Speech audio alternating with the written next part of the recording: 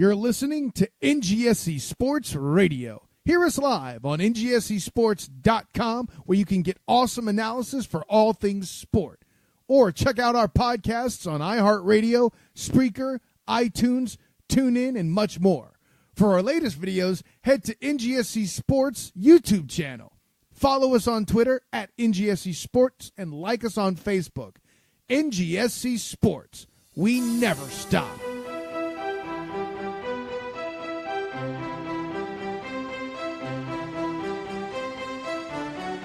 He promised me that she's not going to go down there and make noise. Oh. And we've been watching Double Dare tonight, so she's not happy she can't keep watching Double Dare. Wait, the Nickelodeon show? Do what? The Nickelodeon show with Mark Summers? Dude, it's back. What? Yeah, they've remade it. It just started this week. Oh. He's on it too. He's not like the main host. He's kind of like the host, and then they've got a chick who's doing apparently she's like a YouTube girl or something. What is my Oh, childhood? dude, it's great. I mean, it's just like the old days. Oh my god. It's just like the old days. They don't quite have the same like non-worry for human life anymore. Oh, that's good. I mean, it's not quite as dangerous looking as it used to be. Which was always the best part, like people getting concussions and shit during it. But I mean, it's Double Dare. I mean, it's just like what we grew up watching. It's damn Double Dare. So it's Double Dare, not Family Double Dare, though. No, this is Double Dare. Yeah, it's the two-man team. So yeah, look, I don't mind it. I don't mind watching Double Dare at all. Wow. And I always feel so superior to those kids because I know all the trivia answers now. Yeah, I hope so. Damn right. I mean, really, who doesn't know who Amelia Earhart is? Stupid kids. What is this? Lisa Koshy. Interesting. Yeah, Liza Koshy. Yeah, or Liza. Like a YouTube person or something. Oh my god. Yeah, it's cool. It's a cool little show, man. I mean, it's just like Double Dare we used to watch. It's got the obstacle course. Huh. All that good stuff. Yeah. Physical challenge. Wow. Kids not knowing how long a damn NBA shot clock is. 24 seconds? There you go. You don't even watch the NBA. My God. Yeah. Oh. Stop. If you make noise, you cannot stay. That includes what you just did. It sounds like a gun going off. And if a gun's going off, it's going to be a real gun. Thank you. That's the physical challenge. That's the physical challenge. Oh. That's the physical challenge. Speaking of physical challenges. Oh, Jesus. Welcome. The Rogue State World Cup awaits. Yeah. Sorry, Germany. Welcome to the A Foreign Affair podcast, episode 216. I am Edward Green, joined by my call-in crime, Wes Bradshaw. Great episode coming up for you guys today. Big World Cup recaps coming up. We have everything ending in the group stage except groups G and H. The last two are going to be played tomorrow. We're recording this on Wednesday night. The one that matters most. Yeah. So here's the fun part, kids. Between this recording Wednesday night and we're going to be doing a special recording next Tuesday night at the end of the round of 16 for the knockout stage, England will have played 2 games and may very well just be out of the World Cup. So this is going to be a fun one. Or they could be the odds-on favorite. Could be. All in. Oh, he's caught it, folks. He's caught the fever. So we are, of course, going over that. We have a little bit of news and notes to get to, including some actual shockingly big FIFA fair play news. We also have Watch For and so on. That's something I never thought I'd say on the show. Big FIFA fair play news. As always, we are presented by NGSC Sports at NGSCSports.com. We never stop. And the World Cup certainly doesn't over in Russia. What's that? I agree. And it went, whew. Yeah, it's true. as we start in Group A, we're going to just go group by group recapping because, again, 6 of the 8 groups are now done, and we know who's going through to the knockout round. And as of right now, we had some groups of death. Now we have a side of the bracket of death. One is much worse than the other. But we're going to start in Group A. And last we potted, boys and girls, we were like, oh man, Russia, big win over Saudi Arabia, big win over Egypt, 8-4 against, 6 points, they're top in the group. They just got to beat Uruguay or maybe just even draw with them, and they're going to go through as group winners. We're gonna know so much about Russia when they play Uruguay in their final group stage match. And now we do know things about Russia, and they're not great. A 3-0 loss to Uruguay. Luis Suarez bit down hard and scored in the 10th minute to quiet the Russian crowd considerably. But they got even worse as Denis Chirchev, who had been very good so far in the tournament for Russia, actually scored against Egypt and Saudi Arabia. Had an own goal this time in the 23rd minute, and within the first half hour, Uruguay was up 2-0. Russia would then take a red card and go down to 10 men before Edinson Cavani got on the scoreboard. Good for him in the 90th minute to seal things up. With that, Uruguay topped the group with 9 points to Russia's 6. In the other match, Egypt looked to get out of there with a win in the group stage through Mo Salah's 22nd minute goal, but Saudi Arabia came back just at the end of the first half with Salman Mohammed Al Faraj scoring a penalty, and then in the dying moments in the last kick of the game, Salam Mohammed Al Dawasiri put one in for Saudi Arabia to get them their first 3 points of the tournament. And that's kind of the death knell for Egypt. They let go of their coach after the match. Not a very good showing in Russia. Again, Mo Salah coming in hurt and clearly not at 100% physically or playing shape wise, having to get ready so fast. But Wes, turning our attention back to Uruguay and Russia, Uruguay really showing throughout the group stage that defense you've talked so much about coming up to this part of the World Cup. And then Russia, is it time to pump the hype brakes, or could they still make a little bit of noise in the knockout rounds? I think it's absolutely time to pump the hype brakes. Yeah, probably. One of the biggest reasons is look who they're about to play in the knockout round. We'll get to that in a minute. Yeah, we'll get to that in a moment. When we talked about Russia when we previewed the World Cup and talked about Russia, the point I made was that, I really thought that having that home field advantage would give the Russians a boost. And I mean, I stand by that. I think that absolutely happened. I mean, look, they did when they were playing teams that were more at their level, maybe not as good as them. I mean, they did exactly what they should have done on home soil, and they basically beat the snot out of those two teams.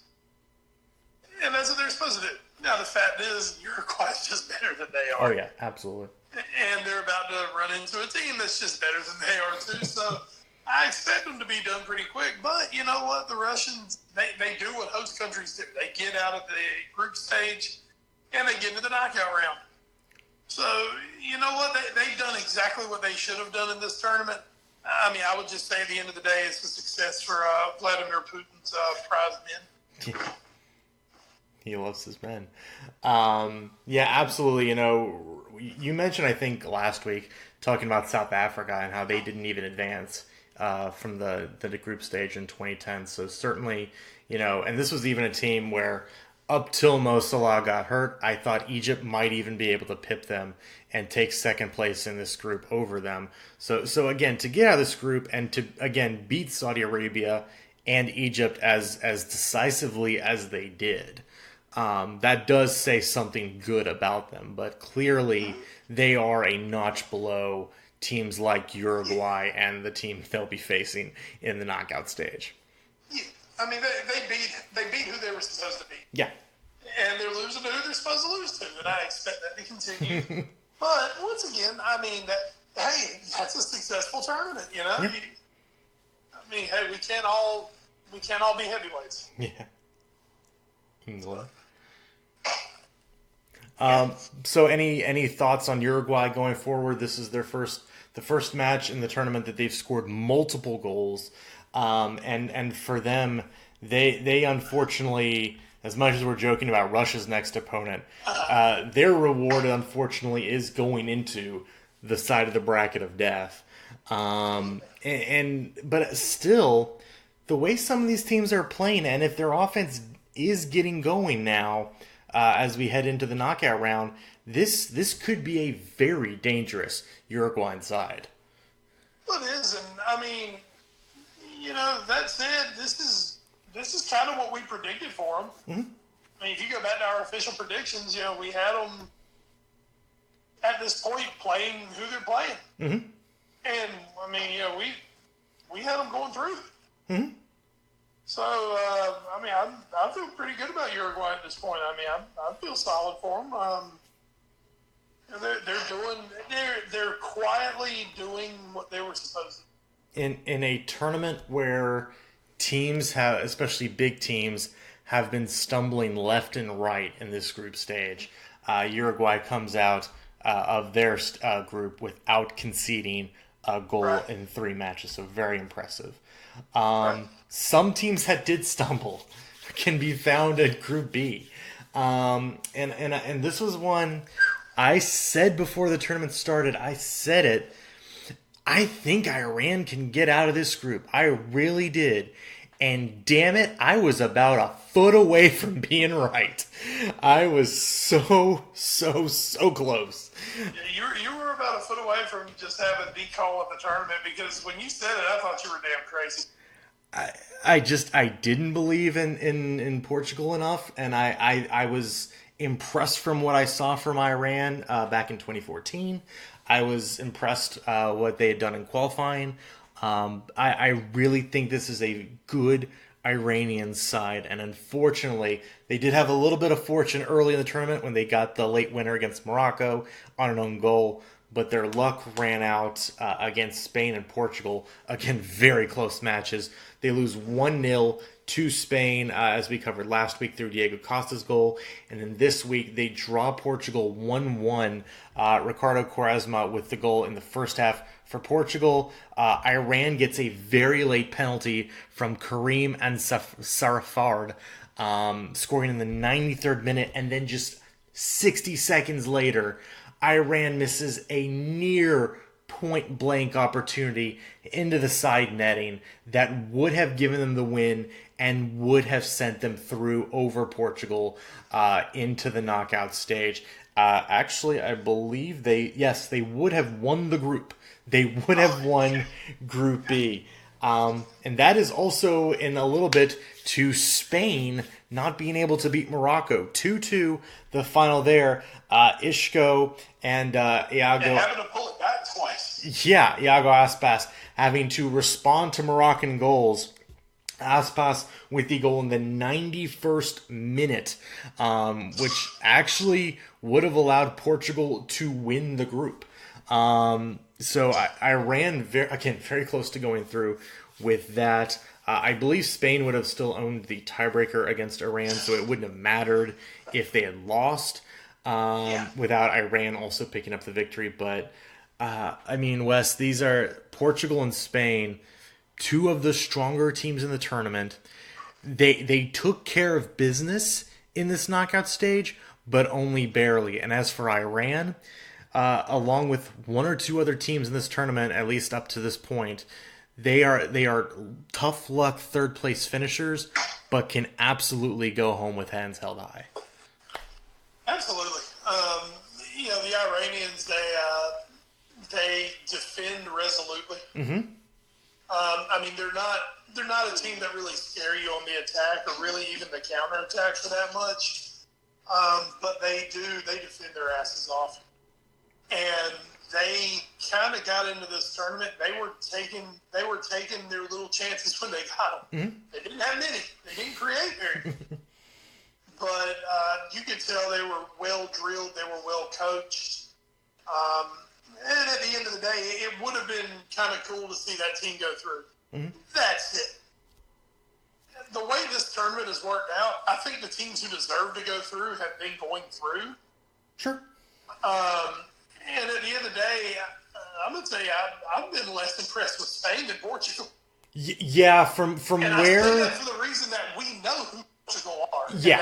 And they've been who we knew they are. We know they're a limited team with arguably the best player in the world, and a few guys around him who can set him up.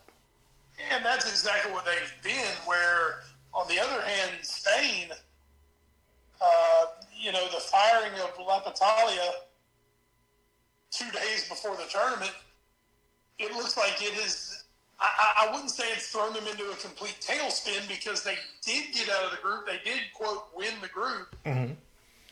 But this is a squad that looks nothing like what we were expecting to see from Spain. And I think it's just proven to be a big distraction to this group. And also, I mean, they've kind of lost their way. Mm-hmm. They've just been fortunate enough a few times that enough things went their way to still top this group. Well, the first goal for Morocco in their 2-2 draw by Khalid Matab, that came off of a horrible exchange in the back with Sergio Ramos, which, hey, if Sergio Ramos had made an error to knock Spain out of the World Cup, that would have been pretty hilarious. But somebody had just gone in and broken his leg with it. Only. But yeah, for a team that we picked to make it to the finals of the World Cup, Spain has looked very, very poor, especially defending. They give up 2 to Morocco, they gave up 3 to Portugal. And again, 2 of those, yes, Ronaldo scored them, but one was on a De Gea error, and the other one was also sort of a De Gea error in setting up the free kick defense. So this is a Spain team that might, weirdly enough, have to shoot their way to the final. But Ed, that said, and we'll get to it obviously when we bring everything down, by winning the group, they've ended up in the right side of the bracket. Yes. Maybe they could still find their way to that final. I will agree with that, and with that I will say that that makes our matchup Spain versus Russia on July 1st in Moscow. That's going to be a fun environment for Spain to play in. And look, we expect Spain to go through there, but Russia playing in their home capital against a Spain team that has looked shaky, especially defensively, if they get rattled early by a goal from Russia, I don't... And what's weird with Spain is somehow the greatest strength of their team, which was supposed to be the world's best goalkeeper, David De Gea. Yeah. De Gea has faced 6 shots in this tournament and has given up 5 goals on shots on goal. Yeah. Has 1 save. I mean, this is... I heard someone say, because, man, I'll tell you, I've been eating up as much World Cup coverage as absolutely possible. I think my favorite line was, you can tell David De Gea is tired from having to carry Manchester United the last 3 seasons. It's like the weight of them on his back for 3 years is finally catching up with him this summer. You're right. That might be right. Yeah. And I will say, before we move on to Group C, you mentioned Spain is in the easier side of the bracket, especially as things stand right now. I won't disagree with that. I'm going to make a bold claim, though, and say that even though it's the easier side of the bracket, I think the team that has been the best so far this World Cup is also on that side of the bracket. I mean, for Spain, it's one of our old sayings. Everything's coming up Millhouse. Yeah. I mean, it's like you're doing everything wrong, but it's kind of falling into place for you. So. Yeah, I'm, and we'll get to it in a little bit, but I'm a little worried if they get past Russia. I'm a little worried for them in that next matchup that they'd most likely face. We get to talk about My Yes. second favorite team ever. You have converted. You have converted me, I should say. But before we get to that team, let's talk about Group C.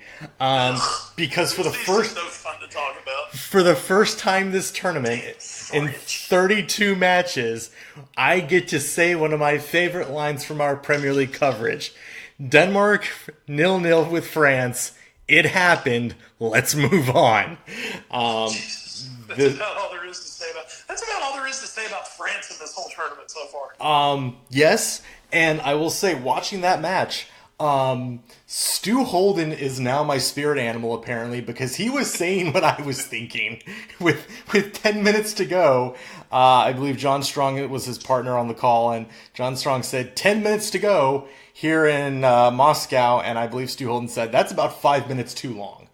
And I'm like, yeah, and he also made another comment later. I think, like, when they put up stoppage time, I think he said something to the effect of, can it just be 0? Can we just get out of here? Because this was by far the worst match of the tournament. This was a team with almost no impetus to go forward in Denmark, knowing a draw got them through, and a team in France that had no impetus going forward, but not because they didn't want to. It's just because they were terrible at it. This was, and to be fair, this was a French team that was heavily rotated as well, knowing that a draw won them the group. So not a whole lot to play for. With Peru beating Australia 2-0, that sealed Australia's fate and not being able to advance. Peru as well was already eliminated. So France and Denmark go through, but Wes, you're right. Denmark, outside of a few moments of Christian Eriksen brilliance, have been incredibly pedestrian this tournament. And France, they won the group. They did that.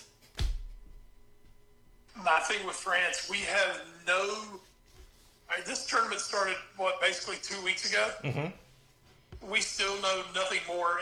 Is France good? I don't know. On paper, player by player, yeah, absolutely. Yeah. Are they a good team? I don't know. Yeah. And they haven't convinced me. I mean, it took, going back to the first match against Australia, they were fortunate to get 3 points. Mm-hmm. And then the second match, they win 1-0 with a squad that has players that you would be thinking they would be putting up like England and mm-hmm. And Deschamps is getting just murdered in this tournament. He should. Now, I think the only thing that's maybe kept Deschamps off some people's radar is that Sampioli has been just that much worse. Yeah. But Deschamps, oh God, his tactics suck, his starters suck, and his substitutions suck. Well, and it doesn't help when you tell the media. I believe it was after the match against Peru. I believe he said something to the effect of, we've won both matches. I wish everybody would kind of cool out or chill out a little bit. I'm like, but dude, you haven't been convincing in either of them. That's not our point. Well, okay, Jose Mourinho, we hear you. Man, that's the thing. You're right. They haven't been convinced. And now, don't get me wrong. I can understand some rotation in that final match. Sure, yeah. But if I'm France, I think I'm looking at maybe 60 minutes of my starting 11. Going, we need to find a rhythm. Yeah. We need to get something going here. We need to be flying going forward. And now, they're going into the knockout round. And buddy, they ended up on that tough side over there. Yes, they did. Now, as far as that side goes, they may have a pretty favorable draw. Mm-hmm. But once again, that's on paper. Yeah. This is a France team that on paper is as good as anyone. On the field, they are not. Yeah. And from what we've seen, they are not as good as anyone. So, that's all I can say about France is, ugh. Yeah. Ugh, gross. And Denmark, they've got Christian Eriksen, who is a transcendent talent for them. If it wasn't for him, they would be ultra ooey pooey. Mm-hmm. I mean, he makes them so much better, and I don't know, especially with their draw, I don't see them lasting much longer in this tournament. Australia, they weren't anything special this year. Peru underachieved, I thought. I think the Peru that we saw in the third match, if we had seen that team in the first two matches, I think they really would have pushed to get through in this group. Because I don't think anyone in this group really impressed. No, this was Group C for the group of crap. Rogers group of crap. That one's free, MIB. Group D. This was the group of damn, son. Yeah, this group was kicked. Whew. Oh man. Well, last week. From here on out, it gets better. It does. It gets better. We didn't get. So these are now. We're looking at groups that played only one match last time we talked. So now we get to go through two. Again, we'll go through these pretty quick. Argentina got absolutely destroyed by Croatia in their second match. Goals from Modric and Rakitic in that one. And then coupled with Nigeria's 2-0 beating of Iceland, thanks to an Ahmed Musa brace, made things in this group very interesting, where Croatia had pretty much locked up winning the group, and then it was, okay, who's finishing second? Because everybody was still alive. And Argentina, Lionel Messi finally shows up, even though he'd been okay this entire tournament. People just overreacted. He showed up in the 14th minute, put in a sublime goal to get Argentina up 1-0. And then things kind of started to fall back apart for Argentina. Victor Moses scored a penalty in the 51st minute off a clear handball from Argentina. And then By the way, at that point, Argentina. Yes, at that point, Argentina was out. Nigeria was through because Croatia was also, I believe, at that point, beating. They had just taken the lead against Iceland 1-0. And Iceland showed no empathy. Then Iceland did get a penalty in their 76th minute of their match, which Gylfi Sigurdsson took, and that made it 1-1, which meant an Iceland goal would actually have them go through. Yeah. So it was just bizarre. And then Marcus frigging Rojo for Argentina in the 86th minute puts in a shot from about 10 yards out on easily Argentina's best cross of the game. Of course, this was about 5 minutes after Higuain had missed the chance that everybody, I think, thought when he missed that, it was like, well, that's it. Argentina's done. But Rojo... Higuain in an Argentina shirt. Yeah. But Rojo made it 2-1 for Argentina. And still, at that point, if Iceland had scored again, Iceland would have been the team to go through. They were not the ones to go through, however, as Croatia would add a second through Ivan Perisic. Croatia winning 2-1 over Iceland knocks Iceland out of the tournament. Croatia wins the group with 9 points, a perfect group stage. And Argentina holds on at the end to beat Nigeria 2-1. Argentina goes through in second place by a point. Maradona flipped people off. It was a bizarre game. But Wes, this is, first of all, Argentina barely escapes. But also, I know you want to talk about Croatia. You've been singing their praises since our first World Cup preview 3 or 4 weeks ago. Croatia, Mark, I've said it. And that's the team. I said, Spain's in the quote-unquote easier bracket, but Croatia's there in that side of the bracket too. And I think Croatia has been the best team at World Cup 2018 so far. I think right now on that side of the group, I think they might be your actual favorite to go through to the final. Mm-hmm. Now, whatever the bookies say, that's different.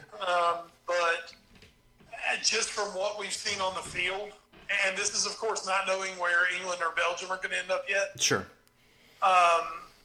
Or anyone from Group H, which no one from Group H has been as impressive as Croatia. Mm-hmm. I mean, they have been, they've been great. You just, when you start with them, you start in the midfield, And the best way to just see how deep they are is to look at who's on the bench. Look at who doesn't play for them. And they play for like Real Madrid. Yeah. It's a very good team. They've got really good balance. And it's finally coming together, it seems, for Croatia. And of course, they got the Rock Dejan Lovren back. Of course. Who actually seems to be like better in a Croatia shirt.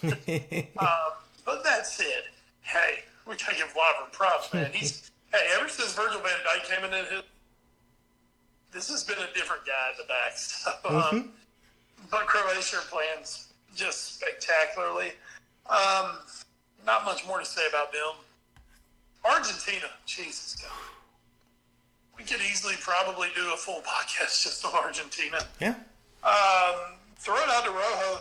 Yeah, we forget about it in the last match of the 2014 group stage. Argentina beat Nigeria on a Rojo winner late. Wow, didn't remember that. So he definitely has a team that he shows up. Yes. The 4 years in between, all you Man United fans can tell us how great that was. But the fact that he took that on a volley, I mean, God, that was a magnificent goal. Yeah, it was amazing. I mean, that was a goal. If Messi had scored it, people would be just losing their ever-loving shit about it. And Rojo scored. It was a great goal. Huge moment. Messi. And the thing is, Messi in this match, and suddenly everybody's right back on the Messi nutsack. Oh, we always believed, we knew you were the best player here. Oh, now look, Messi does become the first player to ever score in the World Cup as a teenager, in his 20s and in his 30s. Yeah, that's impressive. Which that's a pretty cool stat. Yeah. But, Messi, and even in this match, other than that, completely starved of service. Yeah, absolutely. His team around him has not helped him one bit. Rojo, for scoring that goal, doesn't mean Rojo's exactly been very good in this tournament. Mascherano gave away that penalty. Yep. I tell you, man, just the way that, we got on Deschamps earlier. Sampaoli, who the fuck is this guy watching? I mean, is he watching the same team we are? Everybody's giving Mascherano hell for that tackle. Good, a terrible tackle from a guy who knows better. Mm-hmm. But if you look at this, they're playing that three at the back bullshit. Mascherano's having to cover like the entire field. He is all over the place. Just tactically, they are set up so poorly. He has used his substitutions so poorly. Has Paulo Dybala seen the field yet in this World Cup? Let me check. I don't think so. I know he did not see it against Nigeria. Let me check the other two matches. I don't think he's been in yet. This is Paulo Dybala. I can understand you not starting him because of Messi and Aguero.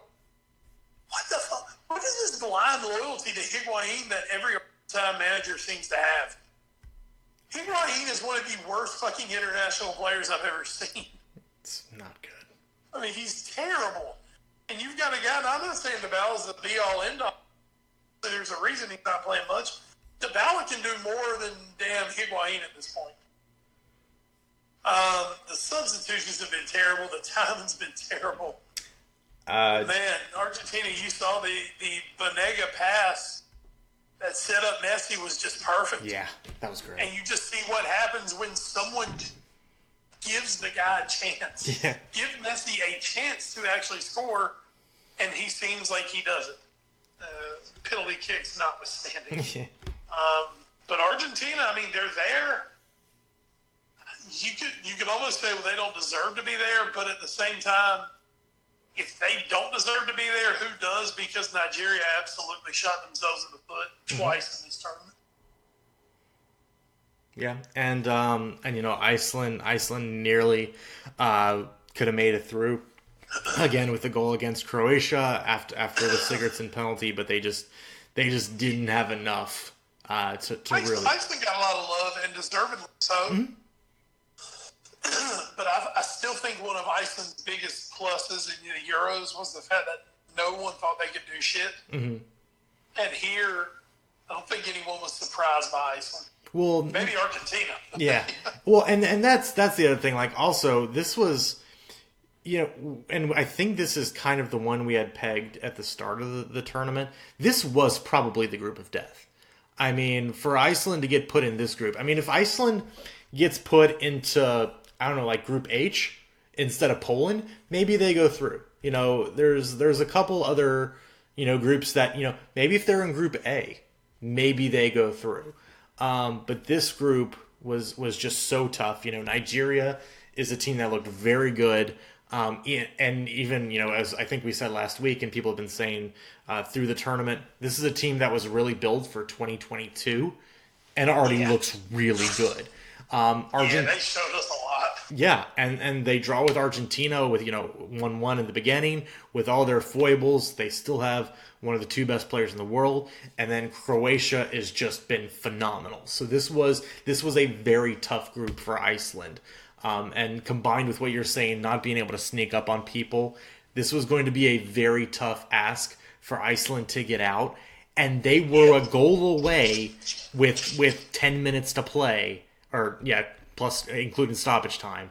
They were a goal away from being able to do it.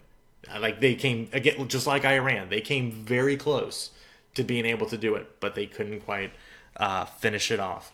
So with that, though, going to the knockout stage, Group C winners France will be taking on Argentina on June 30th. And on July 1st, Denmark will have to face off with Croatia. And Wes, that France-Argentina match, that could be just the two teams in the knockout stage that have disappointed maybe the most so far this tournament. Well, that are still in the tournament. Yes. Because we definitely got one of those. Yeah. And the thing is, I don't know where to go with this match. Yeah. Because Argentina, they've still got Messi. Mm-hmm. And it looks like maybe they figured out, man, we should just get him the ball. But then you've got France, who, yes, player-wise, are a better team, but are the French going to show up ready for a fight? Because that's one thing about Argentina. They're ready to fight. Mm-hmm. I mean, they put in a hard shift. They just aren't good. Yeah. But you've got maybe the two most tournament squaring off with each other in Sampaoli and so, you know what, Ed? Somebody's got to fuck up here. Yeah. And we'll see who it is. And that's, to me, that may be the most fascinating game in the knockout stage, in the round of 16. That may be the most fascinating. Who will snatch defeat from the jaws of victory? Exactly. Who can fuck up lead? Also, right before we head on to Group E, did want to mention, you had asked earlier about Paulo Dybala. Paulo Dybala has played 22 minutes in this tournament. Came on in the 68th minute of their second game against Croatia as a substitute. That is his Benova. Oh, yeah, when they were already getting killed. Yep. Yeah. So, Paulo Dybala, good player. Maybe he'll play, actually. Group E, for sort of easy street, I guess. Although Brazil made it tough, I guess. They felt like playing on all pro mode in FIFA. Took them to the 91st minute to score against Costa Rica in their second game. But Phil Coutinho did it again. 91st minute, puts Brazil ahead. And then Neymar just scored because that's what he does. And then he cried because that's what he does. That's what he does. So they get the 2-0 win. Switzerland comes back against Serbia after a very early goal from Alexander Mitrovic in the 5th minute for Serbia. They get goals from the howitzer of Granit Xhaka. That's the thing about Granit Xhaka. He's always due for a red card, but he's also always due for a worldie. And really, that's what you want. You want that sort of inconsistency from your midfield. And then... yeah. And then possibly former Stoke man, Xherdan Shaqiri won it for Switzerland in the 90th minute with a huge goal to keep their dreams of going through to the knockout stage alive. Brazil then in their match today, took care of Serbia rather easily through goals from Paulinho with another assist from Phil Coutinho and Thiago Silva. And then Switzerland drew Costa Rica 2-2. Just a not very good game. But Switzerland goes through as a second place team. Costa Rica finishes last, Serbia finishes third, and Brazil wins the group. And, it was a little nervy, maybe, in that Costa Rica match because they left it so late. But Costa Rica never looked to win it. Other than that, Brazil have gotten through fairly unscathed. They've only given up one goal. Marcelo did pick up a knock in the match against Serbia, but they're not quite as head-scratchingly as bad as France, but they haven't really inspired me that much either yet. Coutinho's been magnificent. Yes, he has been very good. He's by far been their best player. Yes. And part of it, I really think part of it is the fact that, Neymar, for as much as Neymar's getting on everybody's nerves, Neymar is playing himself back into shape. Yes. And I think people know that, but it's still been overlooked. Mm-hmm. That ankle injury, was it ankle? It was an ankle or yes. leg or whatever, Neymar. That injury that he suffered back in the spring, it has really, it's hampered him. He's, he may be 100%, but he's just rusty. Yeah. And the thing with Neymar, we talked about it last week, when Neymar wants to make sure he's the center of attention, Neymar can really slow a team down. Yeah. Because instead of taking a dribble and a quick pass and move to get the ball back, Neymar will stand there and want to do tricks and flicks and then gets his ass fouled, and that stops everything going forward. I still think, I believe this Brazil team has the highest ceiling of any team there. Mm-hmm.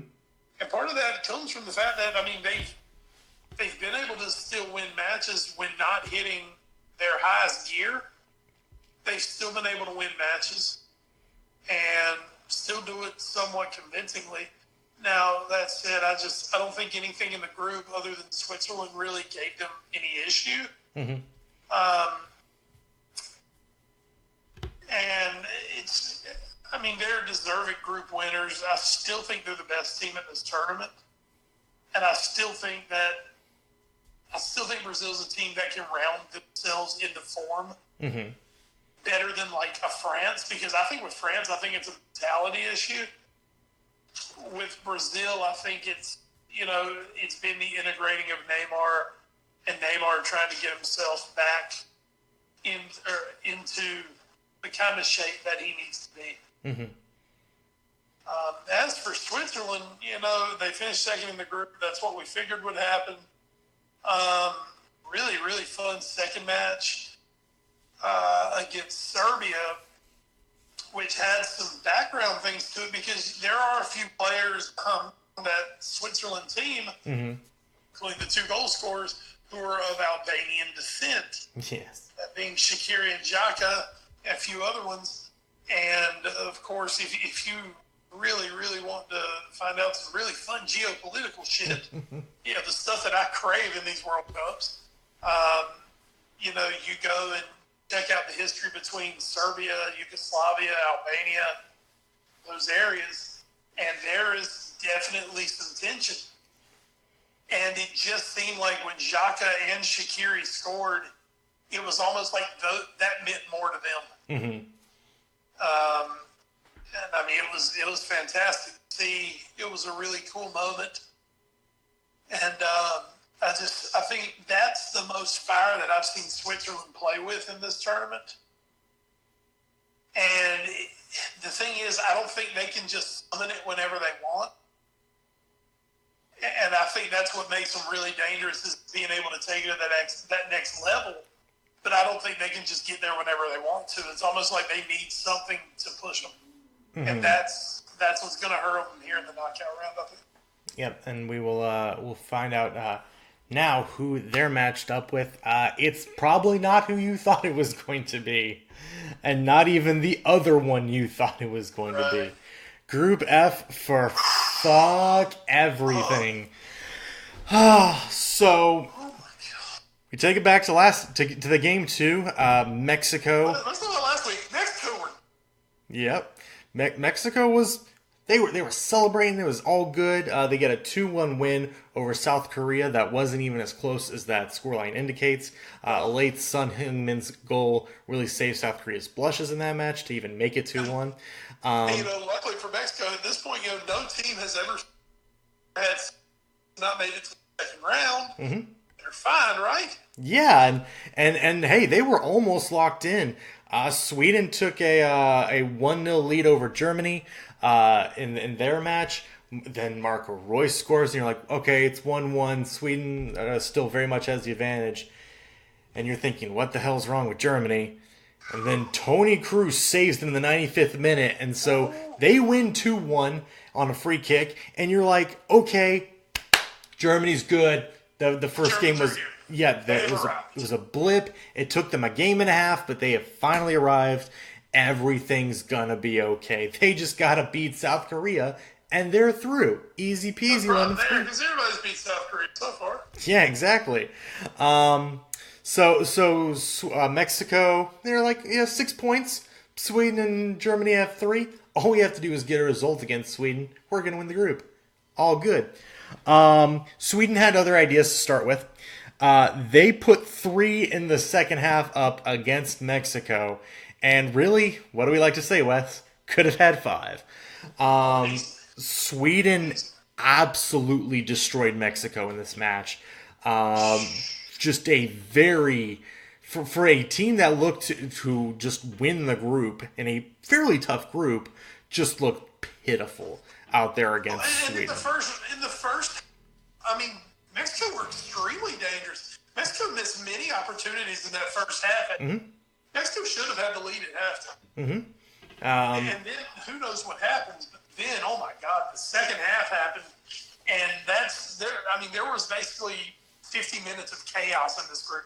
Yes, so Sweden takes the 3-0 lead at the 74th minute. Of course, the last match in these group stages are always played concurrently, so time is about the same in each of these matches. Germany, South Korea still 0-0. So at this point, Sweden's going through. Sweden's going to win the group. Unless Germany finds just one goal. Just one goal. 50th minute goes by.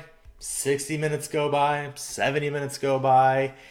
80 minutes go by. And I think... Even at this point, it's no problem because we the old adage. 2 teams show up to play a football match. They play for 90 minutes. No one scores. And at the end, Germany wins. Yeah, and that's how football works. It looked like it, and then Germany, I believe it was Mats Hummels missed in the final 10 minutes. Which time? 3 or 4. Mats Hummels had the gilt-edged chances that strikers dream of, and unfortunately, they kept falling to Mats Hummels. Oh, and it was so bad. And remember, folks. Because of the result Sweden was getting over Mexico, a Germany goal would have knocked down Mexico. And as Wes said earlier, no team that has won their first 2 matches of the group stage in this iteration of the World Cup has not made the knockout stage. And Mexico was on the precipice. All Germany needed to do was score a goal. And not only did they not do that, but they let South Korea get one on the break from Kim Young-gwan. And then, so it's like, okay, well now Germany needs 2. They got to score 2. Manuel Neuer plays up. There's like 9 minutes of stoppage time. And then it's, as I believe Arlo White described it, one of those empty net hockey goals. They throw it forward. Son Heung-min is the only man out there. He gets onto it, buries it, 2-0, game over. And still Germany had another chance or 2 at the end to at least get a consolation goal. Remember, part of the reason we ended up with that much stoppage time is because they originally disallowed the South Korean goal. Yes, the first South Korean goal. Go back and the VAR hit that up. And we were all just holding our breath for a couple minutes there. And yeah. then, oh my God. Originally ruled it was supposed to be offsides, and then I believe it was Tony Cruz who actually was the man who passed backwards towards goal, which put Youngwon onside. It just, oh man. And so Wes, you know, elation from Mexico that they actually still do go through with that result, even after the terrible performance against Sweden. They do go through in second place, which means they are on the side of death. But Sweden, no Zlatan, no problem apparently. Sweden goes through as group winners. And, I mean, even when Sweden beat South Korea 1-0 when last we talked, and Mexico had beaten Germany 1-0, I don't think either of us would have put the teams in order: Sweden, Mexico, South Korea, Germany. Because that's right, folks. Germany finished dead last in this group. It's mind-boggling, Wes. God, I don't even know where to start talking about this. I mean, there's so many talking points. And let's start at the top. I mean, Sweden, without the talismanic Zlatan Ibrahimovic, the guy who kind of had dominated Swedish football for so long. I mean, are we getting a Ewing theory here? Yeah, a little bit. I mean, this is the soccer version of the Ewing theory this year, where you know your all-time greatest player has retired from international competition, and suddenly everything's clicking, finding a way to win. Sweden are a dangerous team at this point.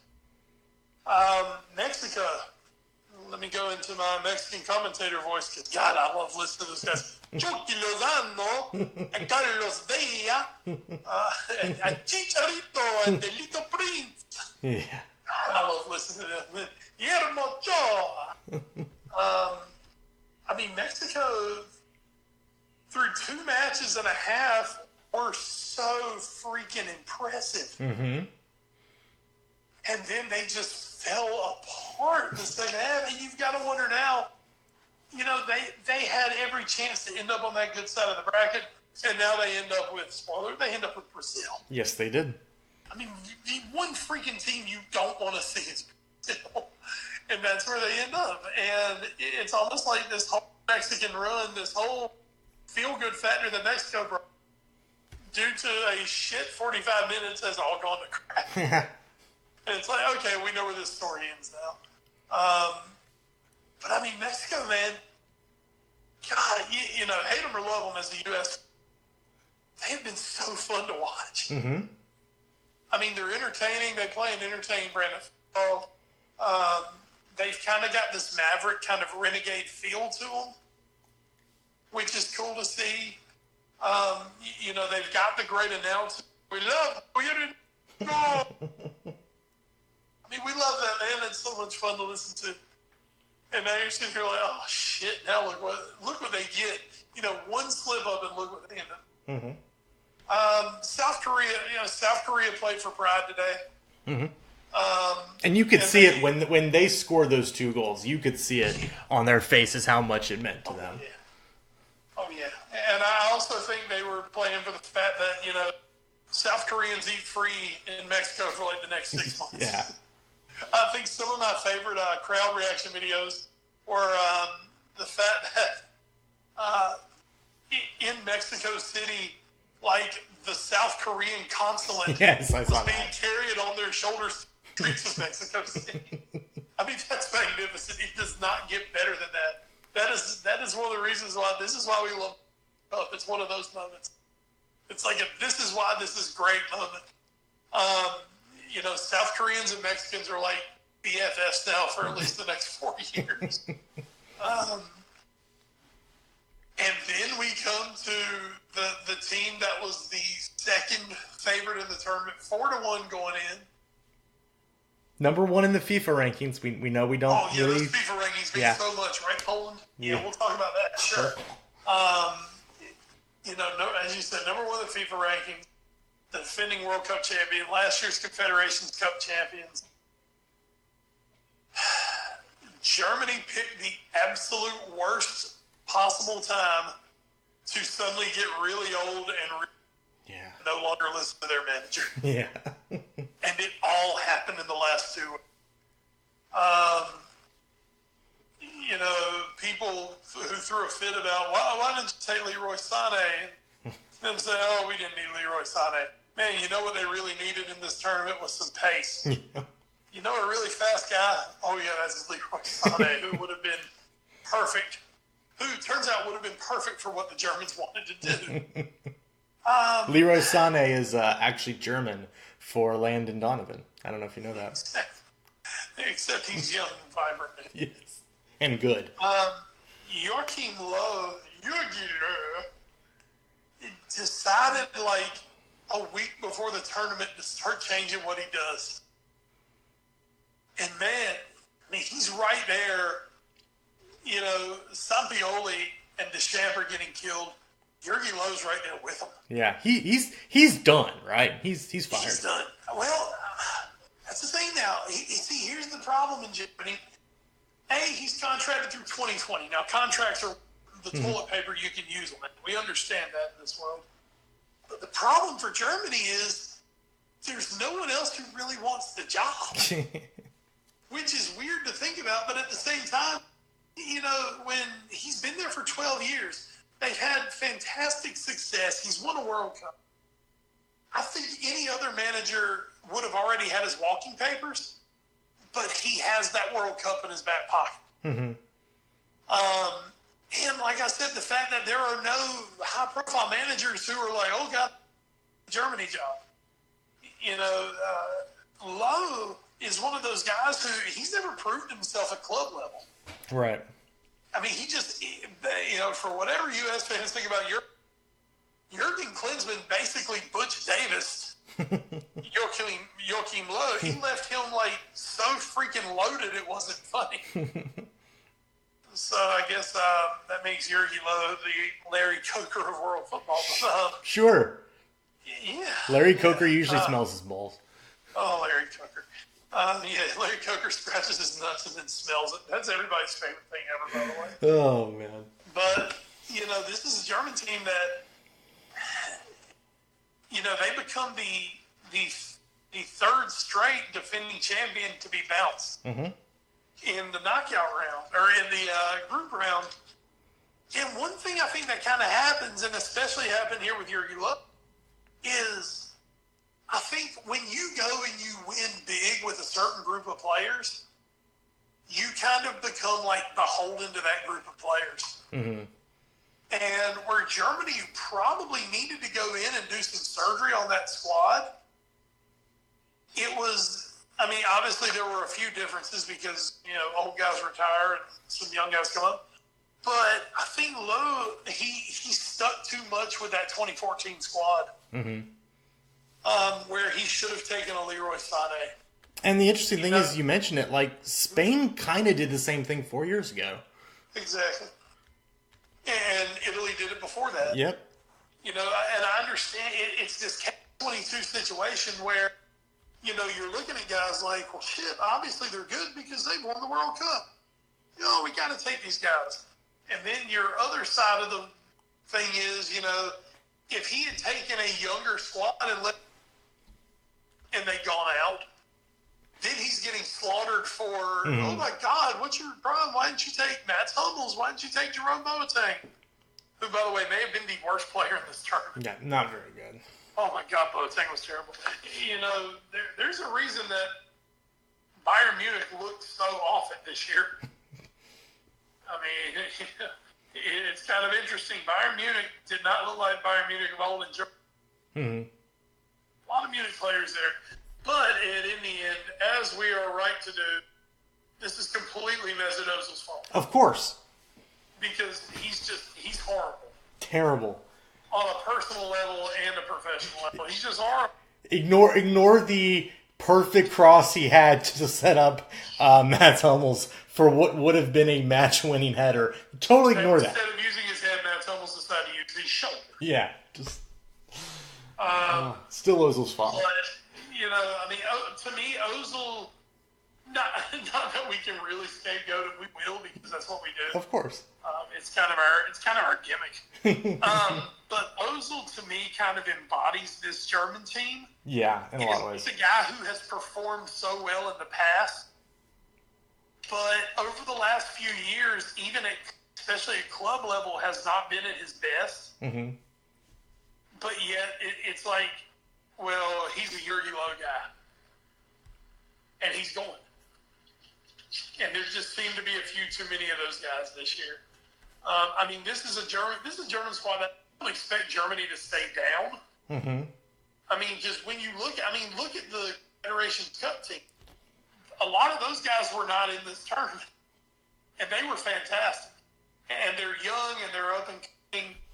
Timo Werner had a terrible tournament, but I think part of that was a lot was dropped in his lap. Mm-hmm. And he was just like, all right, kid, go get him. And shit, how many international matches have I? But Germany just sucked, man. Yeah. I mean, I think we all, everybody in the soon, once Tony Kroos put in that magnificent worldy of a goal, okay, well, this is where they got it now. Mm-hmm. No. I mean, this is a team that literally played one good half of football. And it was the second half of that Sweden game, and it still took a near miracle for them to win. Mm-hmm. I mean, Germany 110% did not deserve to go through in this. There's going to be some sort of an inquisition in Germany. I don't know how deep it's going to go, how many heads are going to roll. But it is time to turn the page for Germany. Time to turn the page, start bringing in those younger players, and see where you can go from there. But Lowe is right up there, like I said, with Sampaoli and Deschamps. His substitutions were terrible. His tactics were terrible, and his team were just terrible at the end of the day. They didn't get the luck. I think that they didn't get the luck that Argentina got, mm-hmm. and they didn't get the draw really that France got. Agreed. And I will say real quick with Sweden, I think one of the things we're going to look to Mexico with is now how do they respond after the drubbing by Sweden in that second half. One thing about Sweden that really impressed me is this team could have just completely died after that Toni Kroos goal in the second game, and instead they come back and beat Mexico 3-0. Would have said a thing that they had. Yeah, and the fact that they came back, that is a huge testament to what that team is trying to build there. And now it's up to Mexico to kind of replicate that a little bit. They had a very bad half of football, and now they're going up against a great team, in Brazil, and that's what they're going to have to do. So again, at the draw on July 2nd, Brazil will play Mexico. That's going to be insane. And then on July 3rd in St. Petersburg, Sweden gets Switzerland. So an all UEFA group there. Real quick on to Group G and Group H, because these groups haven't finished yet. They will finish tomorrow after we've recorded this podcast. For Group G, it's okay. England and Belgium have both gone through. They're both 6 points to Tunisia and Panama's 0. So they're fine. England destroyed Panama 6-1. The first half was basically the same that they had against Tunisia, but this time they actually finished. And they got penalties called. So they put up 5 in the first half against Panama, got the 6th in the second, and then Panama added 1 super late on. Belgium kept on trucking against... And real quick with England, just as everyone predicted, a Harry Kane hat trick and a John Stones brace. Obviously. I mean, Harry Kane's going to win the Golden Boot, so that's how it has to be. And then Belgium... And of course, he has to get a hat trick where people are like, what the shit? Of course, it's never enough. Was it two penalties and oops? Yeah, those penalties are super easy, right, Ronaldo? Right, Messi? Yeah. Belgium beats Tunisia 5-2. A brace from Hazard and Lukaku. Also, Mitsubishi Michy Batshuayi is playing for Belgium. He scored a goal, so that's great for him. So Tunisia and Panama are out. They're going to play each other. Doesn't matter. England and Belgium play tomorrow. And the winner gets to go to the hard side of the bracket. So, Wes, obviously, England, you and I are starting for them tomorrow, right? So now we get to see a final group match of a group that no one wants to win. Yes, Hooray. you want to advance, but you don't want to win at this point. Because, we're talking about these two sides of the bracket. If you win, you're congratulated by going into the brutal ass side of the bracket. If you lose, damn, it ain't looking too bad on that end to be the number 2 team out of this group. So yeah, I'm probably going to be playing on the wing. I'll be trundling and doling up and down the left wing for England. And then just to make sure England don't win, Gareth Southgate will probably start Raheem Sterling. Good call. Now, I will say, and I've seen this on a couple news sites, and I kind of agree with this. A lot of people are kind of the opinion, we're joking here, England should, not place their strong team, and if they finish second, that's all right. Some people are saying, though, why do that? Why not go through with another win against a good team in Belgium, even if Belgium's already said they're going to be a heavily rotated side, but just to keep up this momentum of a really feel-good England team. And even though that would put them in the hard side of the bracket, I don't disagree with that reasoning. I don't either. I had this conversation today with, of all people, my physician. Oh. When I went in today for my checkup, I was wearing my England hat. And he said, "Oh, you're watching the World Cup." Now, Ed, my physician is not a young, 20-some-year-old. He's old enough to pretty much be my dad. And I was like, "Oh my God, you want to talk soccer with me? What the hell is going on here?" And we actually talked soccer for a few minutes, and he brought up the exact same point. He said, "Yeah, I don't know if England wants to win tomorrow." I'm like, "Sir, you can malpractice all you want." That's it, not a malpractice. Very good, doctor. I'm very happy. Good. But I mean, that's where you're coming to, and you kind of have this catch-22 decision, because for England right now, I think a lot of it is the feel-good factor of, man, we're playing good football. And I don't think England is one of those teams, Ed, with the youth and the relative inexperience of England. I don't think Gareth Southgate can look at his team and say, "Hey, guys, let's sandbag this, and then we'll turn it back on." Yes, they would end up in a, quote, harder bracket. But at the same time, I think once England are into the knockouts, they're playing with house money anyway. With the good feelings they're getting, they're playing with the house money anyway. I think for England, go out, win the group, and you know what, man? Once you get into knockout football, all's fair in love and war. Any day somebody can knock somebody else out. We've seen it happen over the years. I would, if it was me, I would advise England to go for it, because I would just be terrified that if we sandbagged it, that we would never get it back. Yeah, and I completely agree with that. And you don't want to assume the loss, but let's say they get matched up with whoever from Group H. If they do win Group G, their next match, if they make it through there in the quarterfinals, would most likely be against Brazil. And if this England team loses respectably to Brazil in the quarterfinals, I don't think that many people are going to be upset with that finish. I agree.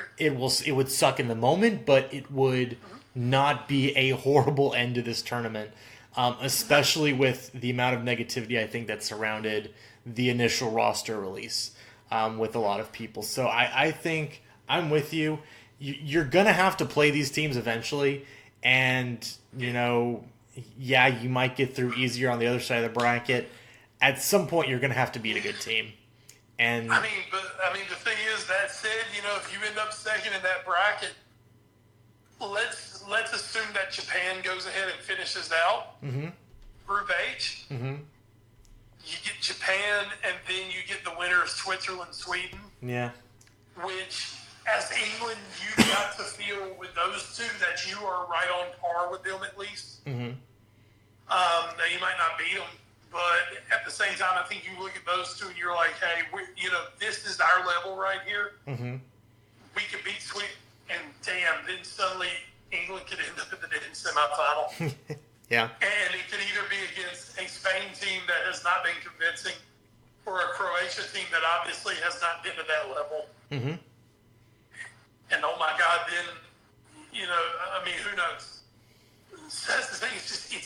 so much more open to be in that second bracket. Yeah. As the number 2 team. But, here's my deal. If England go out and play hard and play to win and they end up finishing second, then I think they're okay. We're fine. We're going over here. We're still, we didn't sandbag or lower our level of play. Mm-hmm. I would be scared to lower my level of play if I was this England team. I think agree. You go out, you play, and wherever you kind of just see where everything falls. Mm-hmm. And if it's 1-1 in the 92nd minute and Harry Maguire accidentally own goals, I don't think anybody would be overly pissed at him in that long run. Heroes welcome for Harry Maguire. I totally agree with you. I think they should go for it and just let the chips fall where they may at that point. And hey, even if they draw 0-0 and a couple guys who put in some guys who aren't going to play anymore, let them rack up a few yellows and Belgium goes through on fair play. There it is. Hey, that's what we got, Eric Dyer. There you go. Yeah. He's I'm also here where Trent might get a start, which would be awesome. I'd love to see Trent get to play. There you go. Yeah, yellow cards. Trent's got a yellow in it. They're yellows to burn. And hey, if he injures Ed Hazard, that's great. Reminder, folks, the A Foreign Affair podcast would never condone actual injuries to people that aren't Mesut Ozil. The last name is Ramos. Yeah, that's true. And if we drop all 3 hits, I want somebody to break that fucker's leg. We don't even try to be diplomatic. We really don't. He brought this on himself. When they go low, we need them in the head. Group H, again, just like Group G with England and Belgium, hasn't finished yet. This one does have a little more going on. Japan and Senegal right now tied at 4 points. Colombia is at 3. Poland is sitting on 0 points and has been eliminated. That is thanks to their... But good for them, though, and they're still a top 10 in the FIFA World Rankings. There you go. Because it means everything. Wes Positive Bradshaw on the case. They lost 3-0 to Colombia. Goals from Falcao and Juan Cuadrado in that one. And then Senegal and Japan played a crazy match, which is why they're tied at 4 points apiece. Sadio Mane getting a goal early on for Senegal in that one. And the ageless now Kisuke Honda with the late equalizer for Japan in there. So right now, Colombia has to beat Senegal in the easiest iteration to advance. They could potentially advance with a draw. And Japan just needs to beat Poland to potentially win the group. So, Wes, this group is wide open, but you mentioned it earlier. I feel like you kind of want to talk about Poland a little bit, too. I mean, yeah, kind of what we said about Germany earlier. Obviously, Germany, the much more shocking one here. Yeah. But a team that just got old at the wrong time, old and slow, man, that's Poland. Mm-hmm. They've got Robert Lewandowski, but Robert Lewandowski he's like a consummate poacher. Mm-hmm. Don't get me wrong. I mean, Lewandowski can pull some beautiful goals out. But this isn't a guy who links up play and, takes the ball at the top of the box and makes plays. Lewandowski lives and dies upon the service he's given. And Poland just don't do it. I mean, they're not Bayern Munich. They don't have the guys who are giving him balls where he needs them.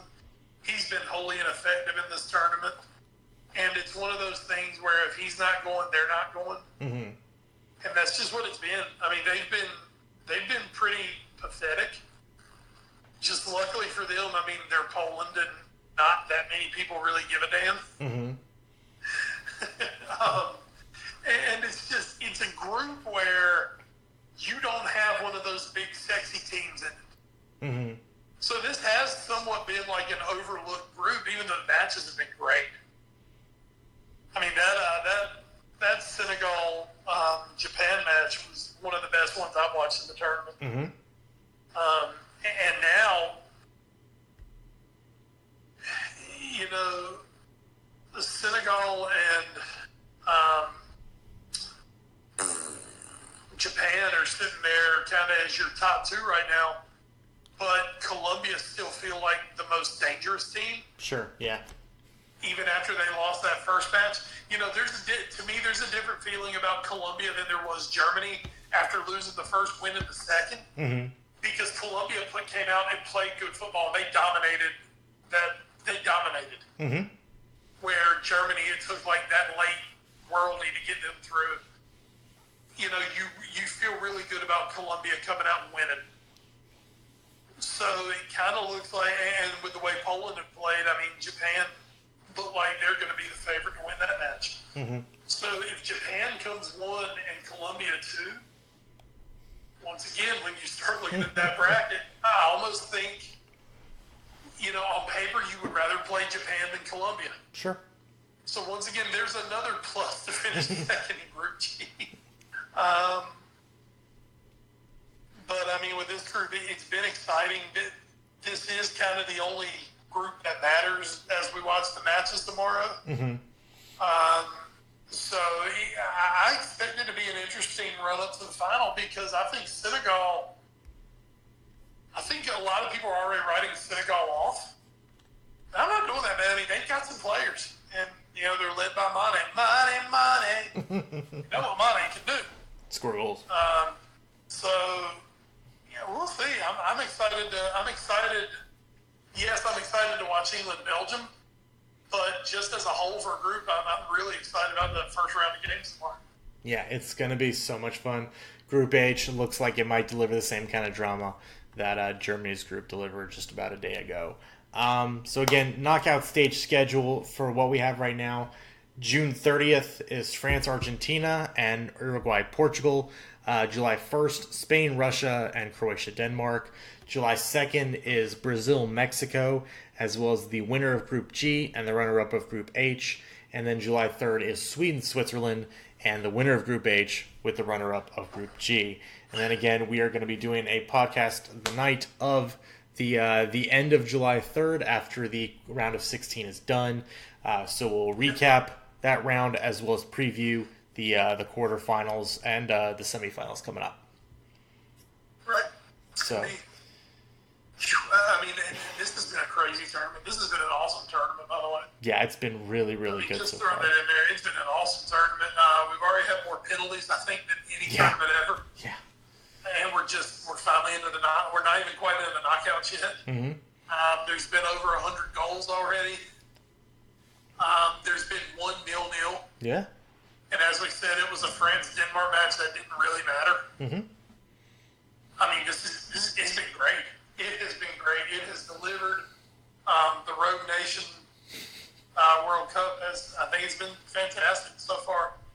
And I don't see it slowing down as we get into the knockouts. Not at all. It's going to be a lot of fun going forward. So we'll hit the news and notes real quick. A little bit of injury news to report. Manuel Lanzini, who maybe could have helped this Argentinian squad, then again maybe not, is going to miss the entirety of the 2018-19 season. He picked up a knee injury the week before the World Cup started in Russia. But this knee injury is going to keep him out for the entirety of next year. It's about a 15-minute recovery time, and the injury is to his cruciate plus, according to the Mirror over in UK. So unfortunately, Manuel Lanzini's next season for West Ham is already over. Yeah, one thing for that, Lanzini was a guy who was on the radar of some bigger clubs. Mm-hmm. For nearly a year and a half now, he's been connected. They bring him up. They bring his name up with Klopp a lot at Liverpool. Mm-hmm. And there was some talk after the Fekir deal kind of fell apart. Once again, don't be surprised if it happens. There was some early talk of, well, do they go, is Lanzini plan B? And then, before that could even get going really good, he tore his ACL. So obviously he's not moving now. Yeah. And unfortunately for Lanzini, they talked about this one. This is, the way he's torn his knee, it's different than the way that kind of Oxlade-Chamberlain tore his up. Mm-hmm. They're saying this is the one that is a career threatener. And, we might never see the same Manuel Lanzini that we saw before. Mm-hmm. And that sucks. I mean, especially, God, it really sucks for West Ham, who aren't good to start with. Mm-hmm. Now you basically take away their best player. A guy who, at the worst, they could have sold him to Liverpool or Tottenham or Chelsea and gotten a big payday and reinvested, and now he's basically just going to sit on the shelf for a year, and he'll probably never be anywhere near the same resale value. Yeah. So, sucks to be you, West Ham, but hey, at least you got a free stadium. There you go. It's a great stadium. I've heard the Bowling Ground is great. Then our last story, again, as I mentioned in the open, never thought I'd be doing this. UEFA Competitions has come down with an actual ruling against a non-insignificant club. AC Milan will not be playing European football next year due to financial fair play regulations. Now, they were going to be in the Europa League, so maybe this is a little bit of a blessing. Wink, wink, nudge, nudge. But this comes from the Court of Arbitration for Sport, from BleacherReport.com's article. AC Milan spent just a little bit too much money. There had been already financial fair play regulations they were looking into on them, and then finally they came out just today and handed down this ban. The club has been in a lot of financial struggles. They're now owned by a Chinese group, so it's very, very weird what's going on there. Still a very big club though in Italy. And Wes, this is the first time that FIFA Fair Play, or I keep calling it FIFA Fair Play, but UEFA Fair Play has actually hit out at a fairly big club and given them an actual substantive ban. And I don't know that someone like a PSG or a Man City is in their crosshairs yet, but this is finally one where I would sit up and take notice and be like, oh, maybe UEFA's starting to get serious about this, and maybe those clubs need to kind of watch their books a little better.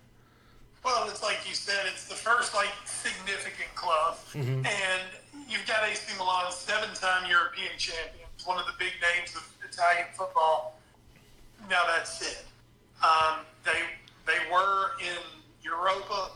It's not like they're pulling a Champions League club out. The deal with what happened basically in the last year, near the end of the season, AC Milan were sold to a Chinese consortium. The Chinese consortium basically took out these loans with these really high interest rates to purchase players.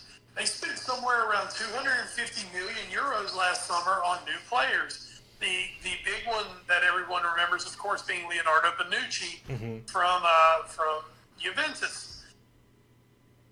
The ownership group was basically gambling the future of the club on the fact that they would make the Champions League and get the Champions League money, and then with that they would be able to start paying back the loan. Their first pretty damn significant loan repayment is actually due in October. Right. And from all the looks of it, they are not going to be able to repay that loan. Due to that, it's actually, of all things, it's a U.S.-based company that holds this loan to this Chinese consortium. And what they're saying is, if this loan payment is not made, that U.S. company, I cannot remember what it's called to save my life all of a sudden, but that U.S. company would actually take controlling stock of AC Milan at that point, which means that if they wanted to keep it, they could, or AC Milan could go back on the market. It actually bears a little bit of resemblance to what happened to Liverpool back in the back around I think it was around 2010, 2011, when Hicks and Gillette, our former owners, basically defaulted on a payment to the Bank of Scotland, in which basically the Bank of Scotland held the note for Liverpool. And Hicks and Gillette, basically, they did not John Henry and FSG. But the Bank of Scotland's like, yeah, you are going to sell to them because you owe us a shit ton of money that you're not paying us. So, yeah, we're going to call it in and you're going to sell it to them. That's basically where AC Milan could end up. At which case, then you wonder, well, who would buy AC Milan? And then where would the club go forward? Mm-hmm. And it is so basically it's a giant shitstorm that they find themselves in right now. Absolutely, and the one you were talking about, it's a private equity fund here in the United States that actually owns the loan. Right. They're called Elliott, and Elliott, that was it. And talking about, there are two other U.S. Owners that are looking to possibly buy AC Milan if things do happen. One of them is the Ricketts family, which also owns the Chicago Cubs in Major League Baseball, as well as yeah, I love Ricketts. Yeah, that would immediately have to be your second favorite team because of the Ricketts. It's all come full circle. As well as Rocco Comiso, who owns the New York Cosmos. So both of them are looking to potentially buy. So yeah, big ramifications possibly for AC Milan here. And just on the player sales front, it looks like they're going to have to move some players to try to raise some capital. Bonucci very high on Jose Mourinho's radar at Man United. I believe there was one other person they were talking about. Oh, it's the keeper, Donnarumma. Donnarumma. Yes, Donnarumma. And Donnarumma's been, like most people, connected with Liverpool. What? Go figure. But you know, I mean, they've got some players who would definitely be of interest, I think, on the open market. So you know, they're not in quite as bad a predicament as, say, Sporting, who apparently are just going to lose everybody to just straight up free agency. But it is a really tough time right now for AC Milan. And when you think about just a club with history, I mean, it was second only to Real Madrid as European winners. I mean, royalty, as in like they won their last Champions League in 2007. I mean, it wasn't that long ago. You know, when they beat Liverpool in Athens, you know, it wasn't that long ago that they were the champions of Europe. And suddenly to be in this position, that's rough. That is rough. It is. So that is something that's going to have to be kept an eye on. You know, again with the potential U.S. ownership, which has been a little hit or miss when it's come to European soccer and American owners getting involved. You talked about the FSG investment group, which has been so far, I think, very good for Liverpool. There have been others that have been not so good. We're looking at you, Randy Lerner. Yep. Bob Bradley. Anyway, that's gonna do it for our soccer talk. Wes, let's hit the watch for. What are you watching in the week that was or the week that will be? Well, no, I didn't give it away earlier. I've been watching some good old Double Dare over here. Double Dare back on the Nickelodeon network, and you know, since I have young children, I get to watch Nickelodeon all the time now. So we've been watching a little Double Dare. It's summer TV, man. It's not that much. I've gotten through all of this season thus far of Arrested Development. Waiting for the second half of that to come out. It's going to be baller. Saw the new Jurassic World movie. I heard that was even dumber than the first. I was never a Jurassic fan, really. The reason I went and saw this one was, I like Chris Pratt. There you go. It's good enough reason. And he's great. Chris Pratt is worth it. He's great in this movie. And I'd seen the other one a couple of times, and it was fine. And this one, I mean, I found it entertaining. Don't get me wrong. I use my movie pass, so it's not like I paid full price anyway. But, you know, it wasn't bad, and it sets up, there's going to be a third one, and it sets up for that. So, you know, now one thing about movie critics, movie critics are kind of like the FIFA World Rankings. They serve their own purposes. I mean, it's like I told somebody at work the other day, I said, if I just went by what movie critics said, I guess I'd watch The Pianist over and over, and that would be about it. Yeah, stop ripping on Gotti. It's a good movie. You don't know, shut up. It's a good movie. I mean, dude, anything with John Travolta, come on. I mean, that guy's at the top of his game, right? But, so, I mean, if you like the dinosaurs, if you like the first one, yeah, go see it, obviously. If you don't care about it, trust me, if I didn't have the kids, I probably wouldn't have seen the first one. So it was fun. The Incredibles 2, we saw that too. That was okay. Did you see Incredibles 1? I did.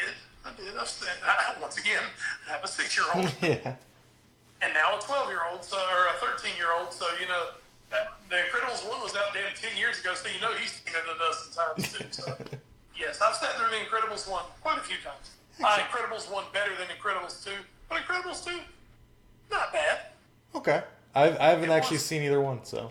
It was fun. There you go. If you haven't seen it, if you don't care that much, I wouldn't. If you get bored, watch it. I'm just watching the damn World Cup. That's what I'm watching right now. There you go. Perfect.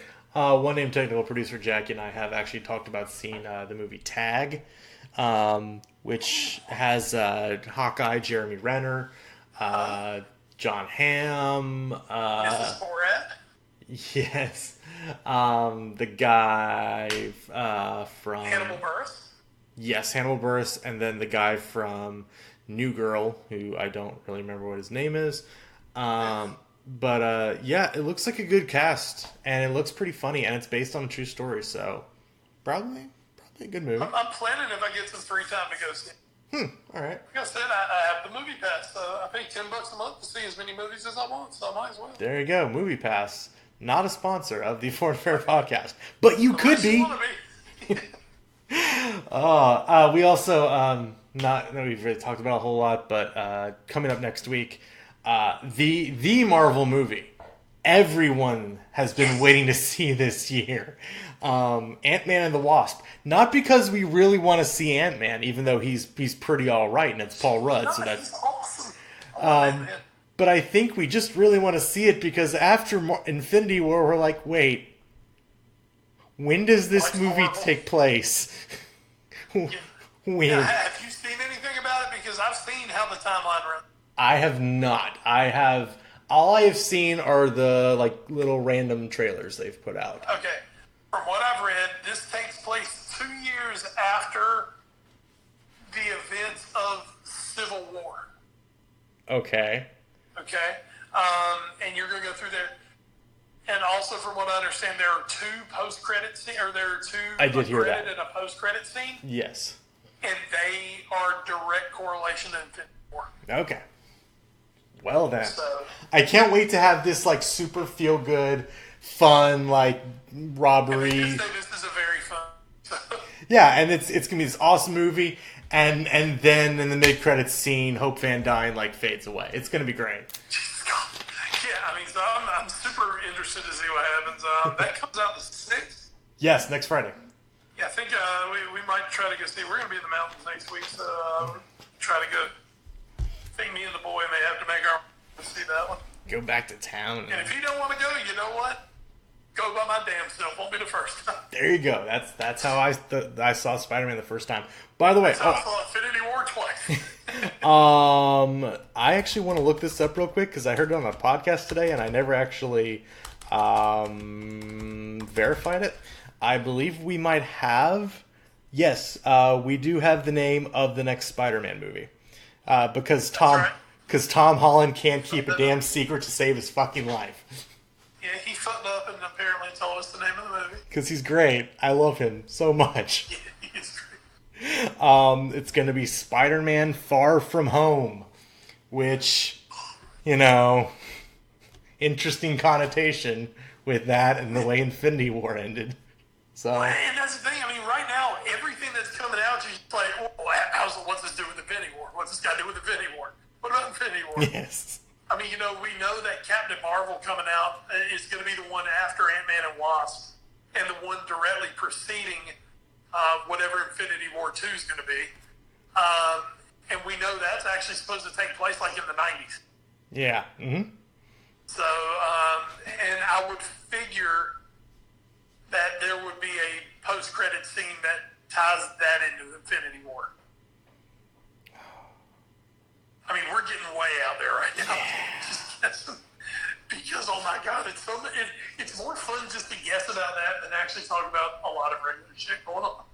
Oh my God. It's so good. I like the way Tom Holland started this video where he spoiled the name of the movie going, quote, "I wanted to apologize because there's no real revelations coming out this weekend about Spider-Man 2. I don't know much about it. I'm a little confused because I died, so I don't really know how it all comes into play." Spoilers, by the way. Stop talking, Tom Holland. Stop talking. Oh, we love you, Tom Holland. Shut the fucking up. You're a great little British boy, and you're beautiful. We love you. Speaking of great little British boys who are beautiful, Wes, I assume that means we don't have much time to talk about So Raw today. Unfortunately, we don't. I will give you the spoiler that I read on Twitter. Jesus Christ, this is horrible.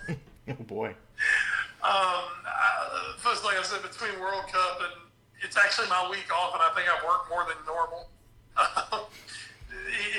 It's just been a while when I have not had a chance to watch Raw or Smackdown. I haven't seen any. I haven't even seen what happened. So I don't know the spoilers. I don't know anything. I'm sure that people online are not impressed. So welcome to WWE in the summertime, I guess. Yay! And it is officially summertime, so they can kind of go on their shit hiatus. But yeah, maybe next week I'll give you a little update. We'll just see. That's all I can say at this point. We'll see. Oh boy. Well, Promise you nothing at this point. that's fine. I promise you we will talk about the daggone round of 16 next week. Hell yeah. We as far as WWE though, we promise nothing and deliver less. Hell yeah. Which is kind of what WWE is doing right now. But hey, they're making a ton of money because of the SmackDown deal, so good for them. They are, my friend. That's great.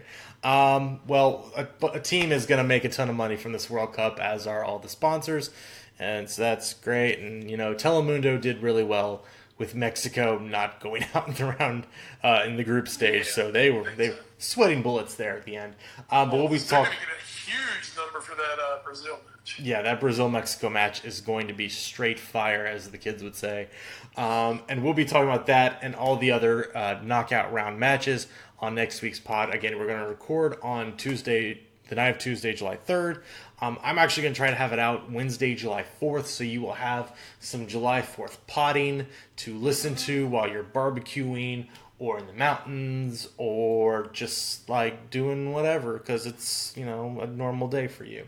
Balkan states, I know they don't celebrate July 4th, but you guys can still listen to our podcast. It's still in, guys, so you'll definitely be.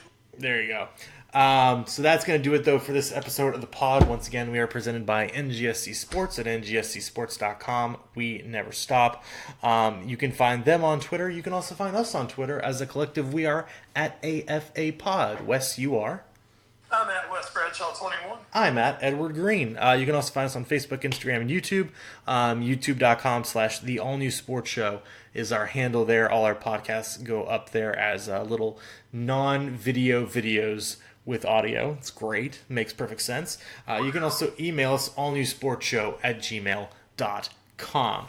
Thanks to all our podcast providers, including Podbean.com, Stitcher, Spreaker, iHeartRadio, the TuneIn Radio Network, Google Play Music, and the iTunes Music Store. So thank you guys for all of that. As I mentioned, we'll be back next week for another great episode of the pod with more World Cup. But before we get out of here for this one, Wes, do you have anything else you want to talk about? Folks, if you're catching this early enough on Thursday, you can watch Game 3 of the College World Series. Oh, boy. Arkansas and Oregon State, Oregon State has been fire. Wes, Why is there a game 3 though? When I came in here at a pod, it was 3-2 Arkansas in the 9th inning, and they were winning, and they had 2 outs, because Arkansas channeled their German ancestors and shit the bed. Oh God, that was so bad. Oh, I'm really pulling for Arkansas too. I not care much for Oregon State baseball. You are an SEC man, so. I am an SEC. I'm not a big Arkansas fan, but damn it, Oregon State just, I just don't like Oregon State that much. You and Carolina fans alike, apparently. Yeah. So yeah, tune in tomorrow night on the 4-letter network, and you can watch that because again, college baseball coverage, great job by them. Even with all the crazy weather delays. So until then, though, we'll catch you guys again next Wednesday. We're going to try to have the podcast out. But for McCall and Crime, Wes Bradshaw, I am Edward Green. As always, stay safe and enjoy this amazing football. And good night to our German overlords, who are no longer our overlords. You're basically our equals. That's right. Join us in America watching the World Cup. You can't win the tournament. That's you have as much chance. Oh, good night, young kid. Oh man, he's not gonna actually get fired, is he? Yeah.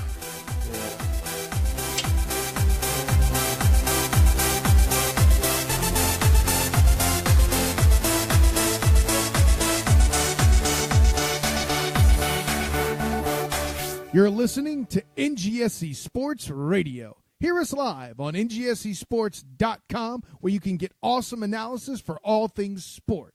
Or check out our podcasts on iHeartRadio, Spreaker, iTunes, TuneIn, and much more. For our latest videos, head to NGSC Sports YouTube channel. Follow us on Twitter at NGSC Sports and like us on Facebook. NGSC Sports. We never stop.